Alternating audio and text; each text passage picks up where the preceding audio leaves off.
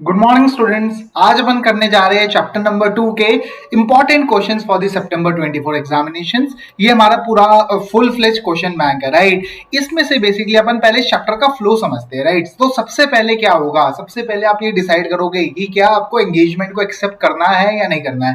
तो इसको हम बोलते हैं प्रीलिमिनरी एंगेजमेंट एक्टिविटीज, जिसके अंदर हम देखते हैं कि यार जो ओनर्स है क्या वो ऑनेस्ट है, integrity of the owners, right. क्या वो बेसिकली मतलब हम बेसिकली इवेल्युएट करते हैं कि क्या हमें इस क्लाइंट को एक्सेप्ट करना चाहिए या नहीं करना चाहिए। फिर हम ओवरऑल ऑडिट स्ट्रैटेजी बनाते हैं। अब हम ऑडिट करने जा रहे हैं, राइट। तो हम पहले ऑडिट स्ट्रैटेजी बनाएंगे, फिर हम बिजनेस को अंडरस्टैंड करके अपना ऑडिट प्लान बनाएंगे, जिसमें nature, timing and extent of the procedure लिखेंगे। नेचर मींस कौन सा प्रोसीजर लगाना है, ठीक है। इंक्वायरी लगाऊं, इंस्पेक्शन लगाऊं, ऑब्जर्वेशन लगाऊं, कौन सा प्रोसीजर लगाऊं। टाइमिंग मींस कब लगाना है, एंड एक्सटेंट मीन कितने सैंपल चेक करने हैं। तो nature, timing and extent of the audit procedure हम ऑडिट प्लान में डिसाइड करेंगे। एंड फिर हम ऑडिट प्रोग्राम के थ्रू जो ऑडिट प्लान में प्रोसीजर्स लिखे हुए हैं उनको एग्जीक्यूट करेंगे। लेट्स से मुझे कंफर्मेशन भेजनी है, तो ऑडिट प्रोग्राम बताएगा कि भाई कंफर्मेशन के लिए सबसे पहले आप ये आइडेंटिफाई करो किस पार्टी को एड्रेस करना है, राइट। तो उसका ईमेल एड्रेस निकालो। तो आप उसके बेसिस पे एक it's a series of verification procedure. Audit programme को हम बोल सकते हैं जो प्रोसीजर लिखा है उसको हम कैसे इंप्लीमेंट करें, ये बेसिकली ऑडिट प्रोग्राम में लिखा होता है, राइट। तो ये बेसिकली अपना ओवरव्यू है basically of this chapter, right. अब आप बात करते हैं, एक ये बहुत इंपॉर्टेंट क्वेश्चन बनता था लेकिन ये पिछले एग्जाम में आ गया, मतलब मई 24 में आ चुका है, तो शायद सितंबर 24 में इसके आने के चांसेस नहीं है, लेकिन फिर भी हम इसे क्विकली डिस्कस कर ले। तो हमने पढ़ा प्लानिंग एक कॉन्टिन्यूअल फेज है, ठीक है। It's not a discrete phase, मतलब ये किसी पॉइंट इन टाइम पे नहीं होता बल्कि ये थ्रू आउट दी ऑडिट होता है, राइट। तो इसमें हमने पढ़ा कि प्लानिंग कब शुरू होता है। मैंने बोला जब लास्ट ईयर का ऑडिट कंप्लीट हो जाता है तब से ये शुरू होता है, तब से ये शुरू होता है और तब तक चलता है जब तक ये ऑडिट कंप्लीट नहीं हो जाता। मतलब इसकी कोई ऐसा कुछ नहीं है कि स्पेसिफिक पॉइंट इन टाइम पे प्लानिंग करनी है। जैसे ही लास्ट ईयर का ऑडिट कंप्लीट हुआ आप नेक्स्ट ईयर के ऑडिट की प्लानिंग शुरू कर दो, राइट। जिसमें से सबसे पहले आप प्रीलिमिनरी एंगेजमेंट एक्टिविटीज करोगे, राइट। फिर आप अपनी ऑडिट स्ट्रेटजी बनाओगे, फिर आप बिजनेस को अंडरस्टैंड करके अपना प्लान बनाओगे और फिर उसके बेसिस पे ऑडिट प्रोग्राम बनाओगे, राइट। तो ये अपना बेसिकली पूरा फ्लो होगा। तो planning is not a discrete phase but rather a continual and iterative process, जो कि शुरू होती है after the completion of the previous audit and चलती है till the completion of the current audit engagement.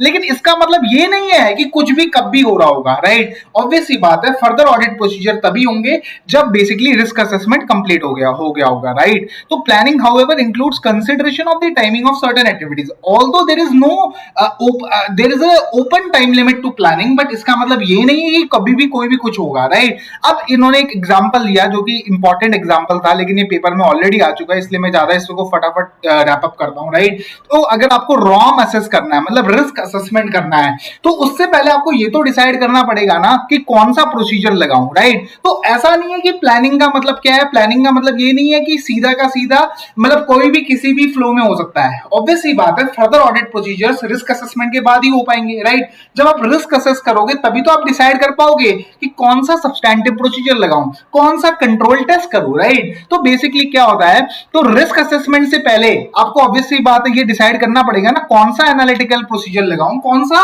Other risk assessment procedure लगाऊं, क्या materiality का लेवल लगाऊं, क्या मुझे एक्सपर्ट को लगाने की जरूरत है, एंड क्या लीगल एंड रेगुलेटरी फ्रेमवर्क है, एंड कैसे एंटिटीज को अब कंप्लाई करती है, मतलब कैसे एंटिटीज को कंप्लाई करती है। तो रिस्क असेसमेंट करने से पहले मुझे ये डिसाइड करना पड़ेगा ना कि एनालिटिकल लगाऊं या फिर अदर प्रोसीजर लगाऊं, ऑब्जर्वेशन एंड इंस्पेक्शन या फिर इंक्वायरी, कौन सा प्रोसीजर लगाऊं रिस्क असेसमेंट का, राइट। क्या मेरी मटीरियलिटी क्या है, क्योंकि मटीरियलिटी के बेसिस पे पता चलेगा ना मेरा हायर रिस्क होना चाहिए और लोअर रिस्क होना चाहिए। अगर बहुत मटीरियल बैलेंस है तो वो ऑब्वियस सी बात है, it can't be a lower risk item, right. तो मटीरियलिटी निकालूंगा।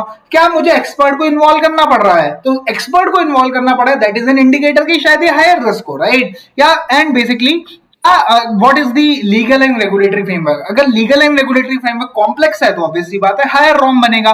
तो बेसिकली क्या होता है, planning is a continuous and iterative process, right. However prior to the identification and assessment of the ROMM, मतलब एक एग्जांपल दिया था जिसी को पेपर में पूछ लिया गया, आरटीपी में भी आया एंड पेपर में भी यही आया था।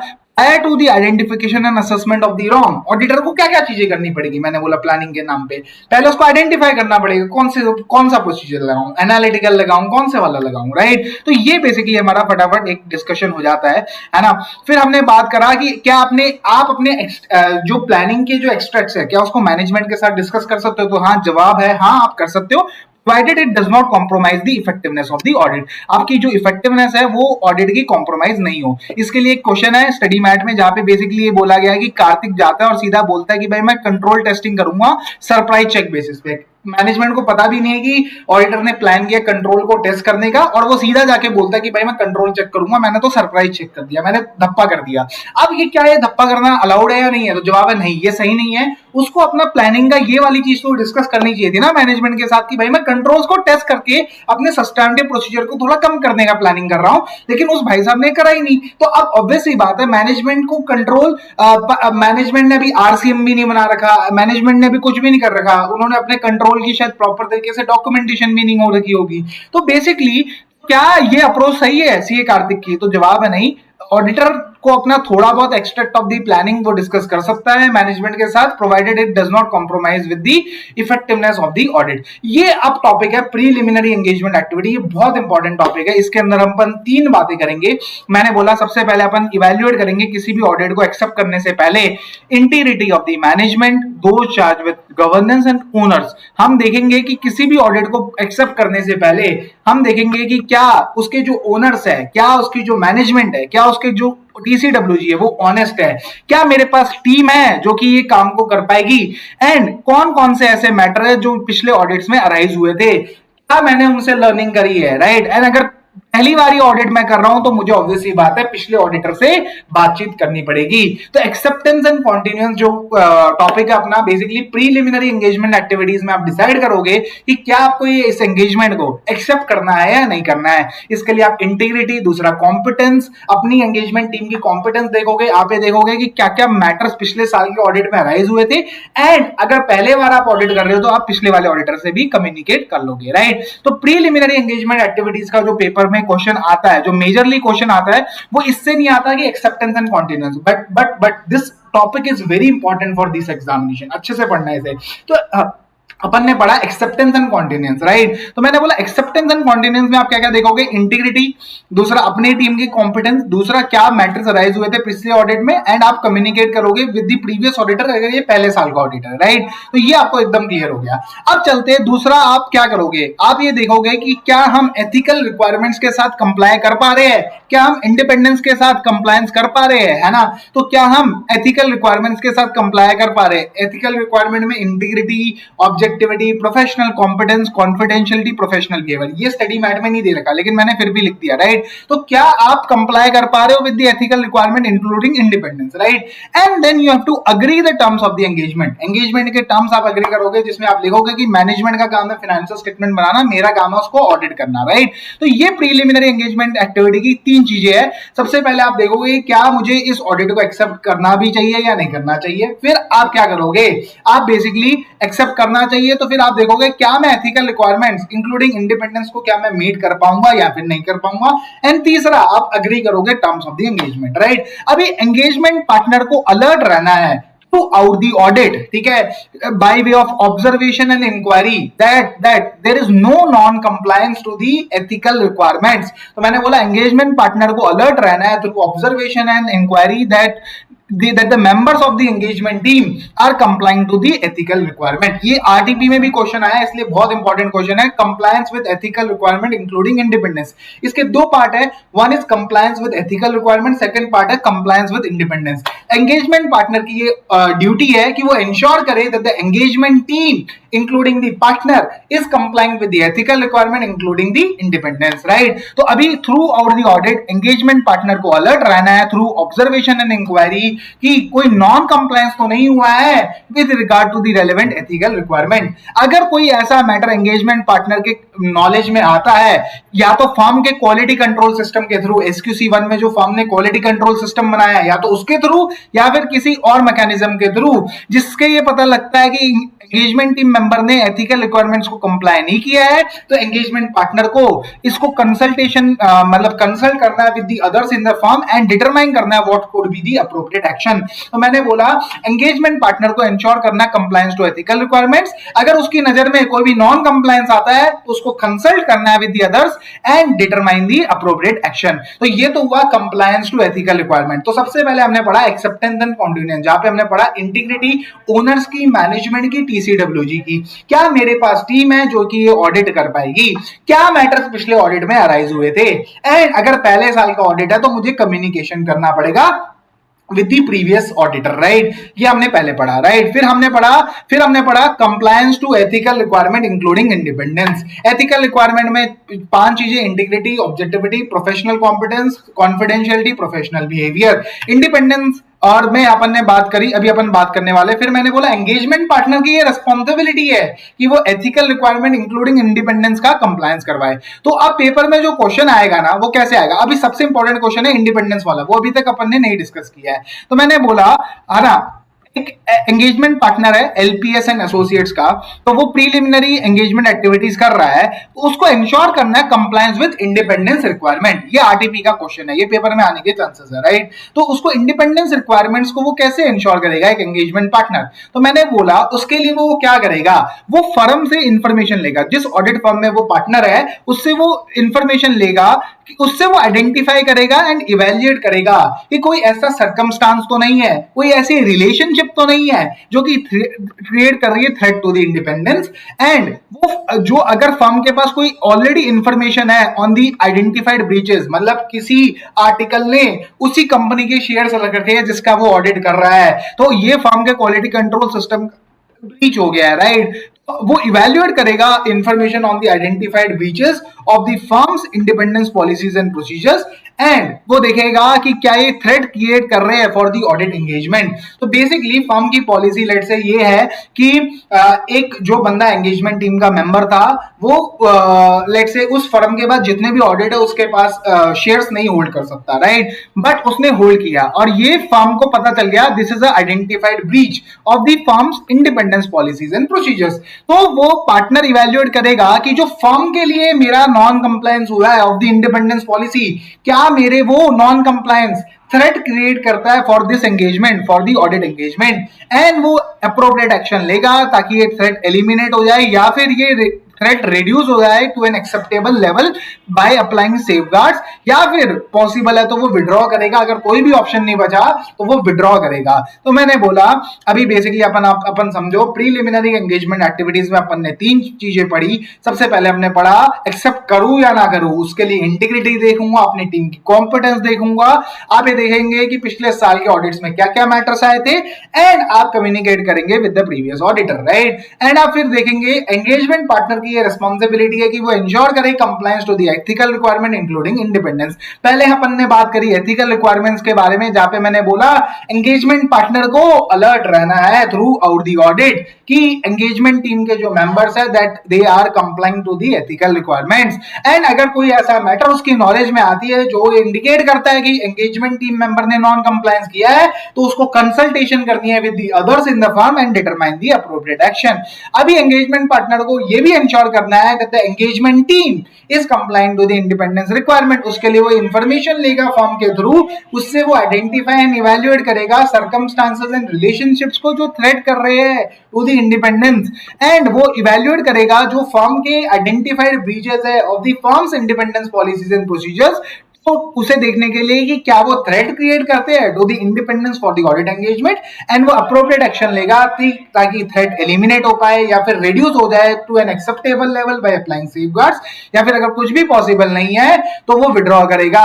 अगर वो इंडिपेंडेंस वाले मैटर को या फिर एथिकल रिक्वायरमेंट वाले मैटर को नहीं रिजॉल्व कर पा रहा है तो एंगेजमेंट पार्टनर को फर्म के नोटिस में ये जल्द से जल्द लाना है, राइट? अभी basically overall audit strategy very very important. तो मैंने बोला ओवरऑल ऑडिट स्ट्रेटजी, ये भी बहुत इंपॉर्टेंट है, ऑल्दो इस टॉपिक से पिछले मई 24 में डायरेक्शन वाले टॉपिक पे ऊपर क्वेश्चन आ चुका है, राइट। तो अपन बात करते हैं ओवरऑल ऑडिट स्ट्रेटजी क्या होती है।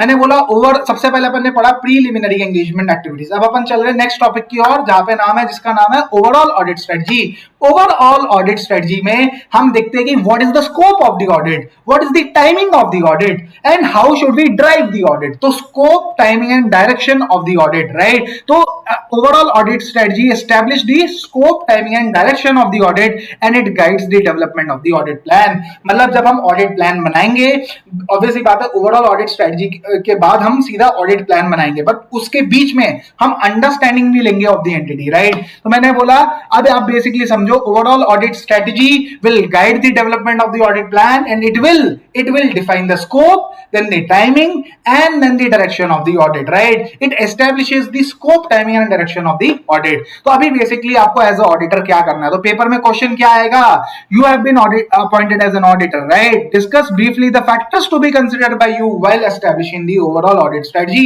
तो आपको एंगेजमेंट का स्कोप देखना पड़ेगा, तो you have to identify the characteristics. आपको ऐसे फीचर्स ढूंढने पड़ेंगे कि क्या ये कौन से फ्रेमवर्क के अंदर बनेगा। You have to identify the characteristics of the engagement that defines its scope. Example ले लो, कौन से एफआरएफ में बनेगा, इंडियस में बनेगा, यूएस गैप में बनेगा, कौन से एफआरएफ में बनेगा, एंड क्या इंडस्ट्री स्पेसिफिक रिपोर्टिंग रिक्वायरमेंट है, like in case of banking company LFAR की रिपोर्टिंग रिक्वायरमेंट है जो कि 30 जून तक देनी होती है। तो what is the industry specific requirement and कौन कौन से बिजनेस सेगमेंट है, इन किसी सेगमेंट में क्या मुझे कोई स्पेशलाइज नॉलेज की जरूरत तो नहीं है कोई इन्वेंटरी वैल्यूएशन करने के लिए। लेट्स से एक कंपनी के पास ऑयल रिजर्व्स है, राइट। अभी ऑयल रिजर्व्स को मेजर करना is equals to length into breadth into density, वो ऐसा कुछ फॉर्मूला यूज करके ऑयल के रिजर्व्स को एस्टिमेट करते हैं। तो आपको ये देखना पड़ेगा कि क्या मुझे स्पेशलाइज नॉलेज की जरूरत है, what is the industry reporting requirement, and आप कितना जो पिछले सालों में ऑडिट एविडेंसेस मिले हैं लाइक एमओए, एओए, जो कि वो तो सेम ही रहेंगे ना कंपनी के, तो आप कितने उन एविडेंसेस को इस साल के ऑडिट में भी लेवरेज कर सकते हो। So you have to identify the characteristics of the engagement that defines its scope. Example FRF देखो, कौन से सेगमेंट में काम करती है, इंडस्ट्री स्पेसिफिक रिपोर्टिंग रिक्वायरमेंट क्या है, एंड क्या आप पिछले साल के एविडेंसेस को यूज कर सकते हो। Then you have to decide on the timing, then direction. ये अभी अपने सेपरेट टॉपिक है जिसके ऊपर अपन फुल फ्लैश क्वेश्चन करेंगे, राइट। एंड फिर आप देखोगे what are the results of the preliminary engagement activity, and आप देखोगे कि प्रीलिमिनरी एंगेजमेंट एक्टिविटी जो हमने फर्स्ट स्टेप करी थी, what are the results of those, and क्या अगर हमने इस कंपनी के लिए कोई पिछले टाइम में कोई सिमिलर एंगेजमेंट्स किए हैं तो हमारा क्या एक्सपीरियंस रहा है। तो इसके लिए अपन लास्ट ईयर के ऑडिट में देख सकते हैं कि हमारा इंटरनल कंट्रोल में कहां पे डेफिशिएंसी थी, एंड इन्होंने क्या क्या एक्शन लिया है। तो what are the nature of the identified deficiencies and action taken on them, right. तो अपन ने मैंने बोला you will consider the result of the preliminary engagement activity, जहां पे अपन क्या देखते हैं, प्रीलिमिनरी एंगेजमेंट एक्टिविटी में भी अपन पीछे देखते हैं कि what has been our previous experience. तो along with this preliminary engagement activity हमें देखेंगे what has been the knowledge gained on the similar engagement for this entity, right. हम देखेंगे क्या क्या हमें डिफिकल्टीज आई थी, हम ये देखेंगे लास्ट ईयर में क्या क्या दिक्कतें आई थी, ताकि हम अपनी स्ट्रेटेजी बना पाए, राइट। एंड आप बेसिकली आप अपने टीम मेंबर को बोलोगे कि भाई क्वेश्चनिंग माइंड तुम रखना। तो मैंने बोला scope, timing, direction, what are the results of the preliminary engagement activity including the results from the previous audits, क्या डेफिशिएंसीज मिली थी in the operating effectiveness of internal control, क्या उन्होंने एक्शन लिया है to remediate the same, right. And आप basically देखोगे कि you will emphasize the engagement team to maintain a state of questioning mind. अब आप डिसाइड करोगे कि कितने रिसोर्सेज लगाने हैं, तो कौन से टीम मेंबर को लगाऊं। ऑब्वियसली बात है आप एक्सपीरियंस टीम मेंबर को लगाओगे फॉर दी हायर रॉम वाले एरियाज में आप एक्सपीरियंस टीम मेंबर्स को लगाओगे, ठीक है। तो मैंने बोला आप सेलेक्ट करोगे एंगेजमेंट टीम को। तो मैंने बोला 5 चीजें आती है, what are the factors, paper में क्वेश्चन आएगा, what are the factors to be considered by you while establishing the overall audit strategy. तो there are 5 factors, factors, one is identify the characteristics of the engagement that defines its scope. इसके ऊपर भी individually question आ सकता है कि आप इसके अंदर क्या क्या देखोगे। आप ये देखोगे कि एफआरएफ क्या है, इंडस्ट्री रिपोर्टिंग रिक्वायरमेंट क्या है, फिर आप देखोगे कौन से बिजनेस सेगमेंट में कंपनी काम करती है, एंड क्या मुझे कोई स्पेशलाइज्ड नॉलेज की जरूरत तो नहीं है उसके लिए, एंड कौन से ऐसे एविडेंसेस है जो लास्ट ईयर के वो मैं इस साल कैरी फॉरवर्ड कर सकता हूं। First is identifying the characteristics of the engagement that defines its scope, then you have to ascertain the reporting objective of the engagement। क्या मेरा रिपोर्टिंग ऑब्जेक्टिव है, to plan the timing of the audit, ताकि आप अपना planning कर पाओ कि कब मुझे ऑडिट रिपोर्ट देनी है एंड किस किस के मुझे कम्युनिकेशन करनी है एज पर ऐसे, है ना। And you have to consider the factors that are important in driving the engagement teams effort, directing the engagement teams effort. तो आपको उनको ड्राइव करना है, उनको डायरेक्ट करना है कि कैसे आपको, तो आपको वो फैक्टर्स कंसिडर करने पड़ेंगे। And then you have to consider the results of the preliminary engagement activity including knowledge gained on previous engagements for the entity. Right, आपने मान लो लास्ट ईयर का ऑडिट किया है तो उसका क्या एक्सपीरियंस रहा है, ठीक है, क्या क्या दिक्कतें आई, राइट, है ना, what has been the state of internal control. और आपने एंगेजमेंट टीम को बोलोगे that you should maintain a state of questioning mind, and आप डिसाइड करोगे what should be the nature, timing and extent of the resources necessary to perform the engagement.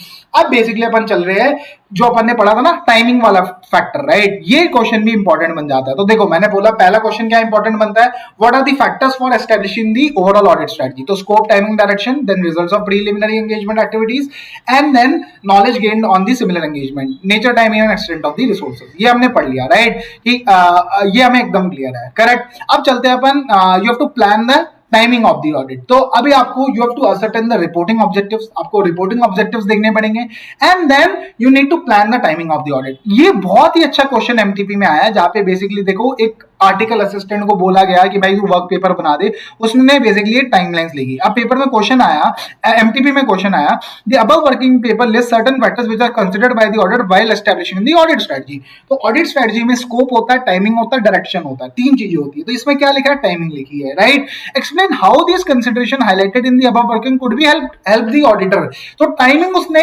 Establish करी है इसके अंदर, राइट। एक्सपेक्टेड टाइमिंग, वर्ड क्या है, expected timing, तो उसने टाइमिंग बनाई है। तो स्कोप, टाइमिंग एंड डायरेक्शन। तो how would establishing the timing will help the auditor, that is the question, right. तो ऑडिटर ओवरऑल ऑडिट स्ट्रेटजी में अपन टाइमिंग बनाते हैं, scope, timing and direction set करते हैं, एंड है ना, and that helps in the development of the audit plan. ये ऊपर वाला चार्ट बताता है, राइट। अब बेसिकली अपन चलते हैं, so you have to basically ascertain the reporting objective. Reporting objective क्या है आपका, आपको रीजनेबल एश्योरेंस लेनी है that the financial statement as a whole are free from material misstatement, चाहे वो फ्रॉड की वजह से हो, चाहे वो एरर की वजह से हो, right. And then you have to report on the financial statement. अभी आपको रिपोर्टिंग ऑब्जेक्टिव को असर्टेन करके आपको टाइमिंग को प्लान करना है। आपको देखना पड़ेगा कि एंटिटी कब प्लान कर रही है अपने ऑडिटेड रिजल्ट्स को पब्लिश करने का, right. And then you have to decide on the nature of the communications required. Obviously बात है, जैसे जैसे ऑडिट चल रहा होगा तो आप मैनेजमेंट से बात करोगे on the status of the audit engagement, on the status of the audit work, right? And आपको ये भी डिसाइड करना पड़ेगा कि कब आप अपनी ऑडिट रिपोर्ट देने वाले हो मैनेजमेंट को, है ना, किस टाइप की रिपोर्ट देने वाले हो, क्वालिफाइड दोगे, अनक्वालिफाइड दोगे, that depends on your audit, right. तो what is the type and timing of the report to be issued to the management, right. And आप उनके साथ डिस्कस, मैनेजमेंट के साथ मीटिंग ऑर्गेनाइज करके आप डिस्कस करोगे कि मैं कंट्रोल टेस्टिंग को प्लान कर रहा हूं, राइट। तो what is the NTE of the audit work, right, NTE of the audit procedure. मैं कंट्रोल टेस्टिंग को प्लान करने की कोशिश कर रहा हूं, मैं सब्सटैंटिव टेस्टिंग में कंफर्मेशन भेजने की प्रयास कर रहा हूं, right. So you have to organise meeting with the management to discuss the nature, time and extent of the audit work, right. And then you have to discuss कि आप कौन से टाइप की रिपोर्ट देने वाले हो and when you are going to issue it, right. And then you have to discuss with management the status of the work, and then obviously बात है आपको अपनी टीम में भी बातचीत करते रहना पड़ेगा, आपको अपने टीम, इंटरनल टीम में भी बातचीत करना पड़ेगा, राइट। तो कब आपका रिव्यू होगा, कब आपका बेसिकली आपको ongoing communication between the engagement team members, मतलब पार्टनर जूनियर से बात कर रहा है, जूनियर भी पार्टनर से बात कर सकता है, राइट। तो इस टाइप का माहौल होना चाहिए। तो आपको you have to ascertain the reporting objectives so as to plan the timing of the audit and the nature of the communications required. तो ये पेपर में बहुत इंपॉर्टेंट क्वेश्चन बन जाता है इस अटेम्प्ट के लिए, बट ये बहुत टाइम से पेपर में आया नहीं है। अभी directing the engagement team effort, ये May 24 में आया, तो शायद इतना इंपॉर्टेंट नहीं रहेगा इस इस एग्जाम के लिए, बट फटाफट मैं इसको आपको रन थ्रू करा देता हूं। तो बेसिकली आपको ये देखना पड़ेगा, आपको एंगेजमेंट टीम के एफर्ट को डायरेक्ट करना है, राइट। तो इसके लिए आपको ये पता होना चाहिए कौन से ऐसे मटेरियल क्लास ऑफ ट्रांजैक्शन है, मटेरियल बैलेंसेस कौन से है, मटेरियल अपकॉर्ड कौन से है, राइट। तो फिर आप उनके ऊपर ज्यादा फोकस करोगे, ठीक है। More energies need to be devoted to the significant matters. तो अगर मान लो आपको एक पता चला यार इस अकाउंट बैलेंस में बहुत ज्यादा ट्रांजेक्शन है, तो आप क्या किस पे फोकस करोगे, आप क्या सब्सटैंटिव टेस्टिंग पे फोकस करोगे? तो जवाब है नहीं।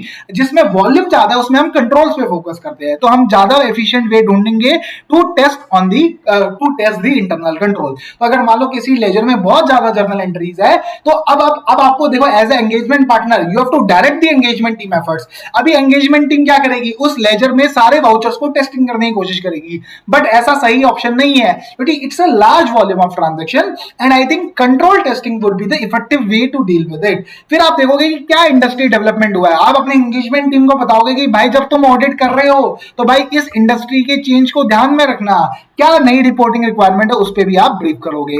आप फाइनेंशियल रिपोर्टिंग फ्रेमवर्क में कोई चेंज हुआ है तो वो भी अपने असिस्टेंट्स के माइंड में डालोगे, राइट। एंड आपको अगर कोई सिग्निफिकेंट डेवलपमेंट हुई है तो वो भी बताओगे। तो मैंने बोला significant changes in the FRF, significant industry development, and आप वॉल्यूम ऑफ ट्रांजेक्शन अगर ज्यादा है तो आप डिटरमाइन करोगे कि शायद इंटरनल कंट्रोल को टेस्ट करना ज्यादा यूजफुल है। तो ये क्वेश्चन भी बहुत इंपॉर्टेंट बन जाता है एग्जाम के लिए, राइट। तो ये ऑलरेडी वैसे आ चुका है तो इतना मतलब ठीक है, अपन ने डिस्कस कर लिया, राइट। तो स्कोप, टाइमिंग एंड डायरेक्शन तीनों पे इंडिविजुअल। स्कोप और टाइमिंग बहुत इंपॉर्टेंट है इस बार। स्कोप में आपने पढ़ा, स्कोप में आपने क्या पढ़ा, आपको एफआरएफ को डिसाइड करना है, एफआरएफ को डिसाइड करना है, देन आपको बेसिकली आपको ये देखना है कि कौन से सेगमेंट में ऑपरेट कर रही है, क्या उसमें कोई स्पेशलाइज्ड नॉलेज की जरूरत है, क्या इंडस्ट्री स्पेसिफिक रिपोर्टिंग रिक्वायरमेंट है, एक्सपेक्ट कितना प्रीवियस ईयर के ऑडिट एविडेंसेस को यूज कर सकते हो। फिर टाइमिंग में हमने पढ़ा entities time table for reporting, फिर हमने पढ़ा आप मीटिंग करो to discuss the nature, timing and extent of the audit work, फिर आप मीटिंग करो to discuss the status, and आप डिस्कशन करो मैनेजमेंट के साथ कि आप किस टाइप की एंड किस टाइम पे रिपोर्ट देने वाले हो,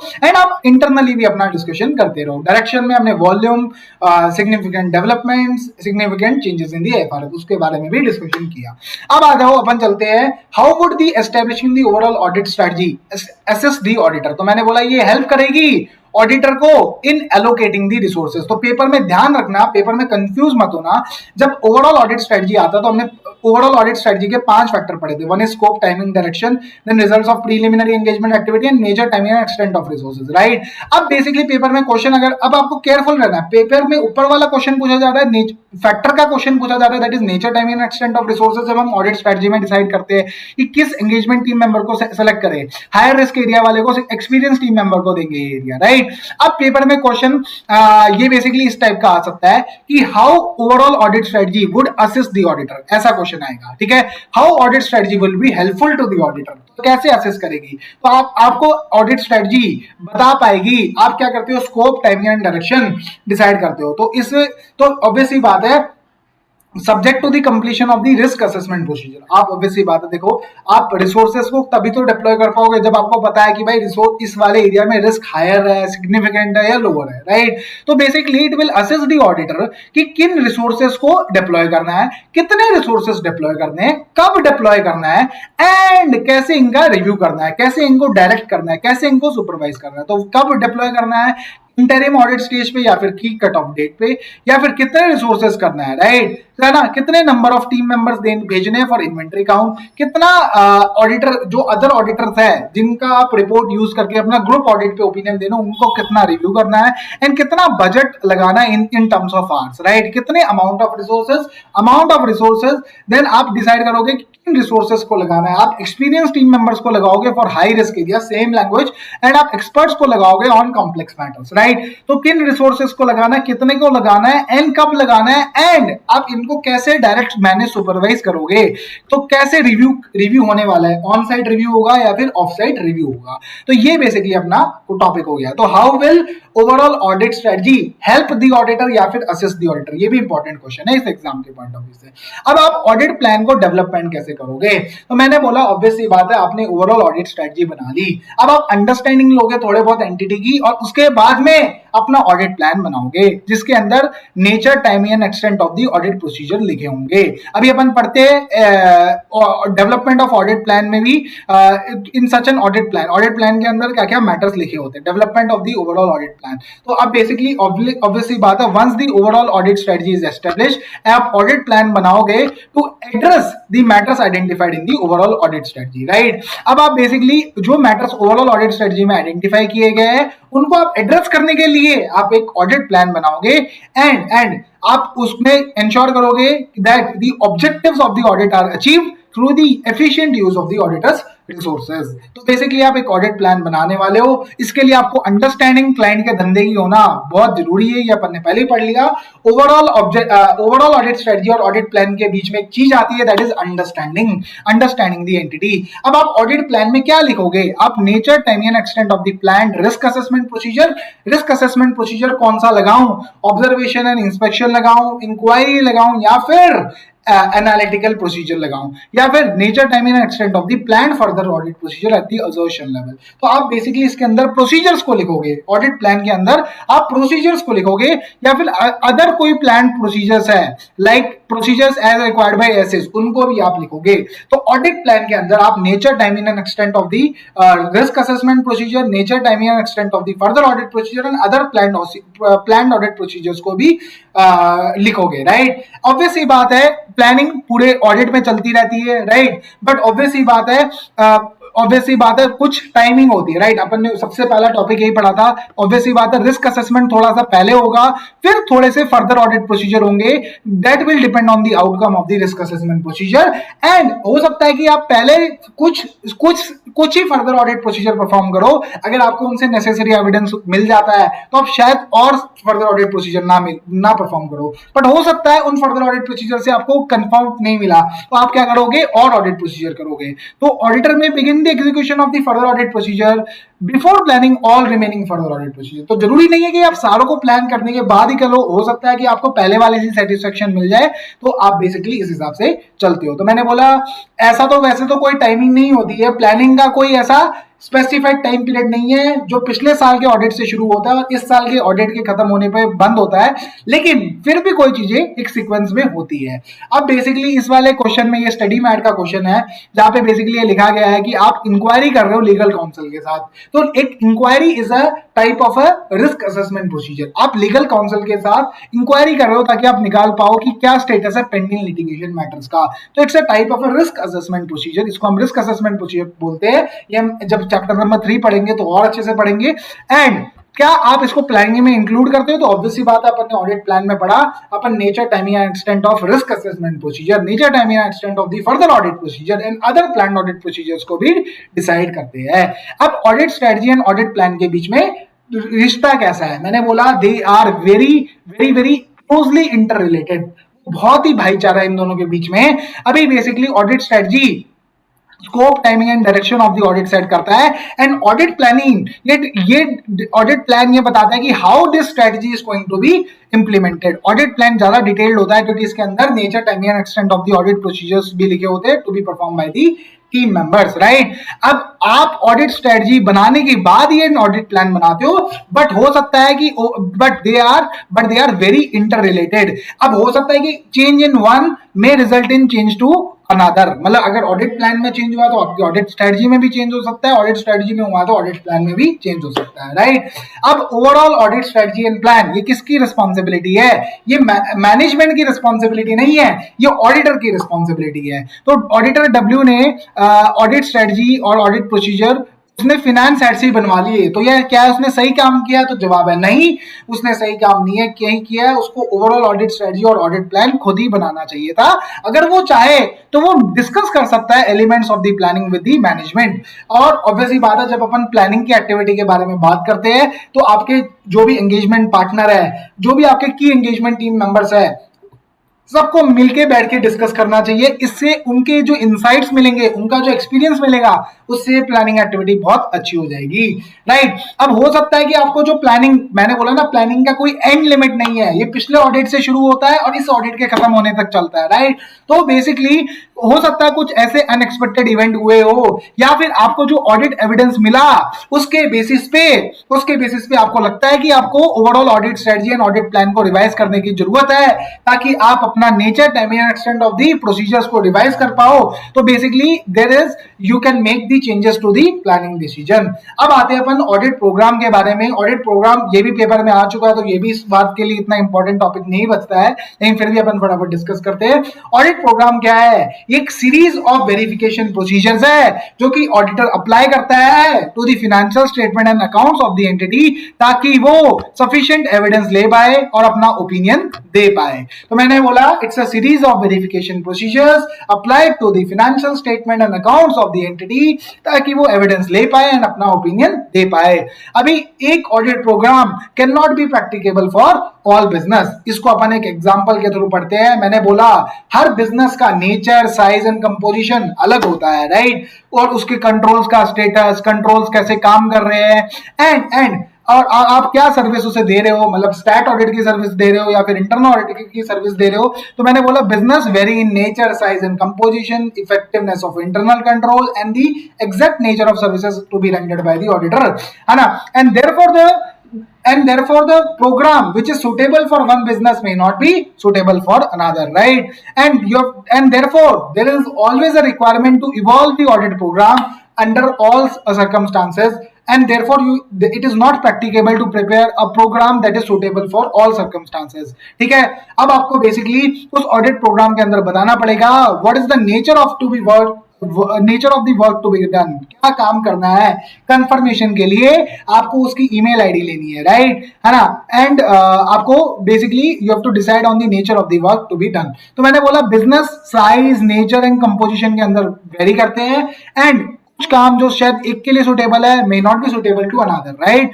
and there might be a difference in the operation of the internal control, and the services and the type of the services rendered by the auditor may differ, right, है ना, from assignment to assignment, right. तो इस वजह से एक audit programme जो कि सारे बिजनेस में हो वैसा पॉसिबल नहीं है बना पाना। तो आपको इस ऑडिट प्रोग्राम के अंदर बनाना पड़ेगा what is the nature of the work, ताकि टाइम वेस्ट ना हो कि आप इररेलेवेंट काम भी करते रहो, ठीक है ना। तो बेसिकली अब आपको ये काम करना है। अब आपको ऑडिट प्रोग्राम बनाना है तो आपको अपना स्कोप ध्यान रखना, अपनी लिमिटेशन ध्यान रखनी है। आपको एक रिटर्न ऑडिट प्रोग्राम के अंदर अब देखो इसका मैंने आपको ना फ्लो चार्ट बनाया है बहुत अच्छे से, ठीक है। तो आपको स्कोप एंड लिमिटेशन के अंदर लेना है। आपको हर एक ऑडिट एरिया का ऑब्जेक्टिव पता होना चाहिए कि भाई मुझे इसमें क्या, कौन सी असर्शन के लिए एविडेंस लेना है, ठीक है। तो अब आपको ऑब्जेक्टिव क्लियर होना चाहिए, जो कि एक ब्रॉड सेट ऑफ इंस्ट्रक्शन की तरह एक्ट करेगा for the person who is executing this work, and it will help in controlling the proper execution of the work. Let's say आपको ट्रेड रिसीवेबल के लिए, वैल्यूएशन के लिए आपको कंफर्ट रहना है, राइट। तो आप क्या कर सकते हो, या तो उसे कंफर्मेशन भेज सकते हो, या फिर आप इनवॉइस लेवल डिटेल निकाल के उस इनवॉइसेस को चेक कर सकते हो कि भाई ये इनवॉइस इशूड थे टू दिस पार्टी, इस डेट पे इशू हुए और उसकी जो वैल्यू है दैट इज अप्रोप्रिएट, राइट। दोनों प्रोसीजर कर सकते हो। तो आपको ये बताना पड़ेगा असिस्टेंट को कि भाई तेरा ऑब्जेक्टिव है वैल्यूएशन। अगर मान ले तेरे पास कंफर्मेशन नहीं आ रही है, तो मैंने अगर क्या बोलते हैं ऑडिट प्रोग्राम के अंदर सिर्फ और सिर्फ कंफर्मेशन के बारे में लिख के दिया है, तो लेकिन अगर उसको पता है मेरा ऑब्जेक्टिव है वैल्यूएशन को चेक करना, तो he will be very clear, right. तो मैंने बोला स्कोप एंड लिमिटेशन के बारे में मद्देनजर रखते हुए आप ऑडिट प्रोग्राम बनाइए, आप ऑब्जेक्टिव देखिए, आप रिटर्न ऑडिट प्रोग्राम बनाइए जिसके अंदर प्रोसीजर लिखे हो, एंड ये लिखा हो कि आप कैसे इस ऑडिट प्लान को इंप्लीमेंट करने पड़ेंगे, राइट। एंड आप उसमें लिखोगे कि आप कैसे इन प्रोसीजर्स को स्टेप बाय स्टेप लगा सकते हो for verification purposes in the specific situation. And आप ये बताओगे कि कौन सा एविडेंस आपको लेना चाहिए, कंफर्मेशन लेना चाहिए या फिर कौन सा एविडेंस लेना चाहिए। एंड आपको कंसिडर करना पड़ता है कि शायद एक मेरा असिस्टेंट गलती भी कर सकता है, तो मैं क्या करूं, एक प्रोसीजर को क्रॉस चेक करने का एक मैकेनिज्म बना दूं, right. And you have to coordinate the procedure, मतलब जो बंदा इन्वेंटरी कर रहा है वही बंदा कंजम्पशन वाले ही टेस्टिंग करे, right. So you have to coordinate the procedures, मतलब ऐसा ना हो कि परचेज कोई दूसरा बंदा देख रहा है, इन्वेंटरी कोई दूसरा बंदा देख रहा है। तो मैंने बोला आपको स्कोप एंड लिमिटेशन को देखना है, ऑब्जेक्टिव को देखना है, and then return audit program के अंदर प्रोसीजर लिखे हो जिसमें स्टेप बाय स्टेप लिखा हो कि भाई कैसे आपको वेरिफिकेशन करनी है, एंड आपको देखना है कि what is the best evidence available. तो आपको scope and limitation return audit program के अंदर है ना कैसे ऑडिट प्लान को इंप्लीमेंट करना पड़ेगा, फिर आपको आप डिसाइड करोगे कि कौन सा एविडेंस रीजनेबली अवेलेबल है and which is the best evidence. आप उन्हीं स्टेप एंड प्रोसीजर को लगाओगे which is useful in accomplishing the verification purpose. You have to consider all possibilities of error and then you have to coordinate the procedure to be applied to related areas. अभी assistant को अपना दिमाग एकदम खुला रख के काम करना है। ये क्वेश्चन शायद फिर भी थोड़ा एग्जाम पॉइंट ऑफ व्यू से इंपॉर्टेंट बनता है, ठीक है। तो बेसिकली इसमें क्या है कि भाई इस वाले क्वेश्चन में क्या हुआ, एक कंपनी ने ई वे बिल मार्च के महीने में जनरेट की और उसी महीने में कैंसिल कर दिया एट द एंड। तो हुआ क्या, उसने पहले सेल रिकॉर्ड कर दी और फिर उन्हें ट्रांसफर नहीं किया, मतलब ई वे बिल एक फर्जी सेल की तरह एक उस तरीके से रिकॉर्ड किया, राइट। तो बेसिकली आप ये देखो, जब भी आप बेसिकली असिस्टेंट जो है ना उसको ओपन माइंड रखना पड़ेगा, राइट। तो अभी आप जनरली क्या होता है, आप स्टैंडर्ड प्रोग्राम बना के देते हो, ठीक है। ऑडिट जो ऑडिट प्रोग्राम होता है वो स्टैंडर्ड प्रोग्राम होता है जिसमें based on the nature size and composition of the business. तो लेट्स से आप ऑयल एंड गैस इंडस्ट्री का ऑडिट कर रहे हो तो उसका एक स्टैंडर्ड ऑडिट प्रोग्राम होगा, उसके based on the nature of the business that is of oil and gas, size कि भाई रिलायंस इतनी बड़ी कंपनी है, कंपोजिशन ऑफ द बिजनेस। तो आप स्टैंडर्ड प्रोग्राम लोगे, right, and what is the state of the internal control and what is the scope of the work. तो उसके बेसिस पे आप स्टैंडर्ड प्रोग्राम लोगे और फिर बेसिकली टू स्टार्ट विद, तो ऑडिटर अपना जब ऑडिट प्रोग्राम बनाता है तो वो सबसे पहले क्या करता है, एक स्टैंडर्ड प्रोग्राम लेता है कि भाई इस नेचर ऑफ एंटिटी के, इस साइज ऑफ बिजनेस के लिए, इस कंपोजिशन ऑफ बिजनेस के लिए क्या एक स्टैंडर्ड ऑडिट प्रोग्राम होता। फिर उसको वो basically based on the actual work, जैसे जैसे वो एक्चुअल वर्क का एग्जीक्यूशन करता है तो इस प्रोग्राम को ऑल्टर करता है। अब या तो हो सकता है उसमें कुछ एडिशनल चीजें लिखी हो तो उसको वो बेसिकली हटा देगा, ठीक है। तो वर्क ओरिजिनली प्रोवाइडेड, मतलब जो इसमें लिखा हुआ था बट इतना रेलेवेंट नहीं है तो वो तो आप हटा सकते हो, या फिर आप क्या कर सकते हो, जो भी उसमें लिखे हुए नहीं है उसको आप ऐड कर सकते हो। तो प्रोग्राम में भी ऑल्टर आप basically based on the actual, जब आप थोड़ा एग्जीक्यूशन करते हैं, मतलब आप स्टार्ट करोगे स्टैंडर्ड प्रोग्राम के साथ, उसमें या तो ऐड कर सकते हो या फिर माइनस कर सकते हो। अब लेकिन असिस्टेंट को हमेशा अपना माइंड दिमाग एकदम खुला रख के रखना पड़ेगा, ठीक है। एंड उसको इंस्ट्रक्शन क्लियर इंस्ट्रक्शन होनी चाहिए कि भाई अगर तेरी नॉलेज में कोई भी चीज आए तो वो तू अपने सीनियर्स को बताए या फिर पार्टनर को बनाए या फिर जो फर्म का प्रोपराइटर है उसको बताए, ठीक है। तो मैंने बोला उसको एनकरेज करो to keep an open mind beyond the program. तो प्रोग्राम को बाइबल मान के काम नहीं करना है, प्रोग्राम को सिर्फ और सिर्फ एक रेफरेंस बुक मान के काम करना है, राइट। ऐसा नहीं कि जो प्रोग्राम में लिखा है वही है, ठीक है। अब पीरियोडिक रिव्यू, आपको जरूरी एक बार जो प्रोग्राम बन गया क्या उसको कभी रिव्यू नहीं करना चाहिए, तो जवाब है नहीं, उसको हमेशा रिव्यू करते रहो, हर साल रिव्यू करो, राइट। हो सकता है कुछ बिजनेस पॉलिसी में चेंज हुआ हो, ठीक है, कुछ बिजनेस पॉलिसी में चेंज हुआ हो और जो प्रोग्राम आपने पहले बनाया था वो ऑब्सोलीट प्रोग्राम हो गया हो, राइट। एंड इस वजह से शायद आपका ऑडिट जो है वो एकदम नेग्लिजेंटली कंडक्ट हो जाए। तो आपको इससे बचने के लिए अपना ऑडिट प्रोग्राम को पीरियोडिक रिव्यू करना पड़ेगा ताकि वो that remains to be adequate for obtaining the evidences. तो आपको उसको पीरियोडिकली रिव्यू करना पड़ेगा। शायद बिजनेस पॉलिसीज में कुछ ऐसे चेंज ना हो जाए जो आपके प्रोग्राम को ऑब्सोलीट बना दे, जिसकी वजह से आपका जो काम है वो ऐसा लगे कि आपने नेग्लिजेंटली काम किया है। इस सिचुएशन को अवॉइड करने के लिए आपको ऑडिट प्रोग्राम को पीरियोडिकली रिव्यू करना पड़ेगा। अब ये वाला क्वेश्चन भी इंपॉर्टेंट है, असर्शन बेस्ड एविडेंसेस। तो मैंने बोला इसमें बेसिकली क्या है कि आप देखो एक असर्शन के लिए आप क्या बहुत सारे एविडेंसेस ले सकते हो। आप डॉक्यूमेंट्री एविडेंस भी ले सकते हो, फिजिकल एग्जामिनेशन भी कर सकते हो, आप इंक्वायरी भी कर सकते हो, आप खुद कैलकुलेशन भी कर सकते हो, आप इंटरनल कंट्रोल से इंटरनल चेक को भी टेस्ट कर सकते हो, आप inter relationship between accounting data को भी देख सकते हो, आप जो सब्सिडरी रिकॉर्ड्स है उन्हें भी देख सकते हो, मिनट्स को भी देख सकते हो and subsequent action by the clients को भी देख सकते हो। तो मैंने बोला assertion based in most of the assertion much of the evidence may be drawn and each one should be considered and weighted ascertain its weight to prove और disprove the assertion. मतलब मैंने बोला एक असर्शन के लिए आप बहुत सारे एविडेंसेस ले सकते हो, तो आपको डिसाइड करना पड़ेगा, auditor has to pick up the evidences. आप डॉक्यूमेंट्री भी ले सकते हो और ये फिजिकल एग्जामिनेशन वाला भी ले सकते हो। फॉर एग्जांपल कैश के लिए काउंटिंग बहुत अच्छा प्रोसीजर है, इन्वेस्टमेंट के लिए आप बैंकर का सर्टिफिकेट ले सकते हो, अब आप डेटर्स के लिए आप इनवॉइस भी ले सकते हो, credit note, debit note, statement भी ले सकते हो, राइट। तो ये आप बेसिकली लेके आप अपना काम कर सकते हो। अब आप सुपरविजन एंड रिव्यू करना बहुत जरूरी है, तो मैंने बोला ना audit engagement partner has to direct the engagement team effort. So auditor has to plan the nature, time and extent of the direction and supervision of the engagement team member, ताकि कब वो उनका रिव्यू करेगा, right. तो अब ये depend किसके ऊपर करता है, मैंने बोला कितना वो रिव्यू करेगा, है ना। ये डिपेंड क्या करता है कि कितनी बड़ी एंटिटी है, कौन सा एरिया है, हायर रिस्क एरिया तो ज्यादा रिव्यू होगा, राइट। असेस रॉन्ग क्या है एंड किस बंदे ने ये एरिया किया, अगर अच्छा बंदा है तो उसका कम रिव्यू होता है। तो मैंने बोला nature, timing and extent of the review supervision, ठीक है। तो auditor has to plan the nature, timing and extent of the direction and supervision. तो ये भी इंपॉर्टेंट क्वेश्चन है इस एग्जाम के लिए, आपको देखना पड़ेगा कि भाई भाई भाई कौन सी एंटिटी है, क्या एरिया है, क्या हायर रिस्क है तो ज्यादा रिव्यू होगा ना उस एरिया का, एंड कौन सा बंदा इसे परफॉर्म कर रहा है।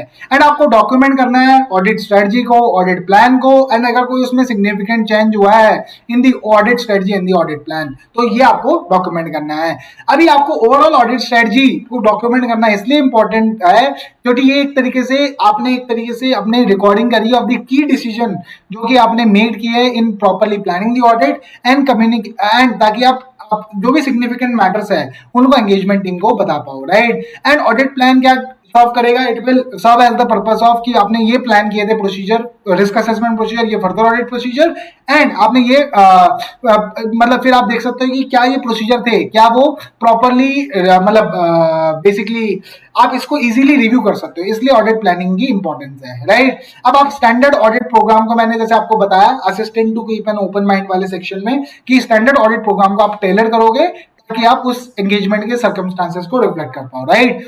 अब आपको जो सिग्निफिकेंट चेंजेस है उसको भी डॉक्यूमेंट करना पड़ेगा, तो आपको लिखना पड़ेगा what has been the change, आपको ये क्यों चेंज करना पड़ेगा, ठीक है, एंड क्या फाइनली आपने अडॉप्ट किया, ठीक है, रीजंस क्या थे फॉर दिस चेंज, राइट। अभी प्लानिंग के क्या क्या फायदे हैं, प्लानिंग के मैंने बोला बहुत सारे फायदे हैं, ताकि आप अटेंशन दे पाओ टू इंपॉर्टेंट एरियाज, आप प्रॉब्लम्स को रिजॉल्व कर पाओ, आप मैनेज कर पाओ, ऑर्गेनाइज कर पाओ ऑडिट को, आप अप्रोप्रिएट टीम मेंबर्स को सेलेक्ट कर पाओ एंड आप उनका supervision and direction and coordination कर पाओ, ठीक है। तो ये बेसिकली आपको फायदे हो देंगे। Advantage and disadvantage of an audit program, तो मैंने बोला ऑब्वियसली बात है, एडवांटेज क्या है, उसके पास एक क्लियर सेट ऑफ इंस्ट्रक्शन होगी, उसके पास टोटल पर्सपेक्टिव होगा कि इस एरिया में मुझे क्या करना है, एंड आपको basically selection of the assistant become easier. अब आप बेसिकली अगर आप कोई चीज रिटर्न में नहीं होगी तो आप हो सकता है कि किसी चीज को इग्नोर कर दो, लेकिन ये पॉसिबिलिटी अवॉइड हो जाती है जब आप ऑडिट प्रोग्राम के थ्रू काम करते हो। ऑडिट प्रोग्राम से एक अकाउंटेबिलिटी बन जाती है क्योंकि आप उसे साइन करोगे, ठीक है, एंड वो बेसिकली आपका ना वो जो मेन क्या बोलते हैं एंगेजमेंट पार्टनर है, ही कैन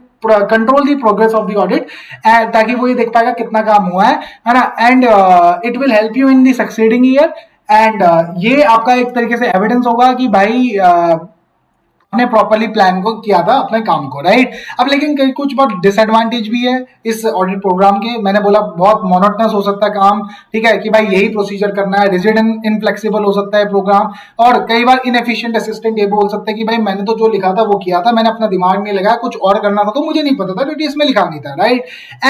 एंड और ऑब्वियसली बात है जो बंदा मतलब क्या बोलते हैं इनिशिएटिव लेता है उसका इनिशिएटिव को क्विल कर सकता है ये ऑडिट प्रोग्राम का जो ये क्या बोलते हैं मतलब एक स्टैंडर्ड प्रोग्राम टाइप, राइट। तो आप रिटर्न में प्रोग्राम दे दोगे तो भाई वो बोलेगा भाई मेरा इनिशिएटिव क्या लूँ, ये तो जो लिखा है वही करना है, राइट। लेकिन आप ये सारे एडवांटेज डिसएडवांटेज को एलिमिनेट कर सकते हो ताकि आप प्रॉपर सुपरविजन करो कि काम कैसा हो रहा है, एंड आप रिसेप्टिव एटीट्यूड रखो towards your assistant, right, and assistant को एनकरेज करो कि भाई वो ऑब्जेक्टिवली मैटर्स को देखे। ये एडवांटेज एंड डिसएडवांटेज का सेक्शन अपन ने पढ़ लिया है। So this was all for chapter number 2. Thank you and have a good day. Bye.